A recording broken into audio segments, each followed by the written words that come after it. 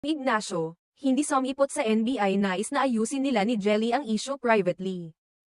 Hindi dumating si Jam Ignacio, ang negosyante at fiancé ni DJ at social media influencer Jelly O, sa National Bureau of Investigation, NBI, noong Huwebes 20 ng Pebrero taong 2025.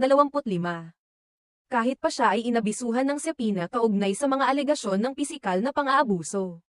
Sa halip na dumaan sa inaasahang pagdinig sa NBI, nagpa siya ang legal team ni Ignacio na tugunan ang isyu sa pamamagitan ng tamang proseso sa hukuman. Ayon sa ulat ng ABS-CBN, iniwasan ni Ignacio ang personal na pagharap sa mga akusasyon.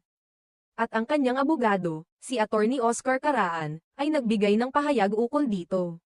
Ayon kay Attorney Caraan, ipinadala na nila ang isang liham sa NBI upang ipabatid na hindi na magpapakita si Ignacio sa kanilang hearing.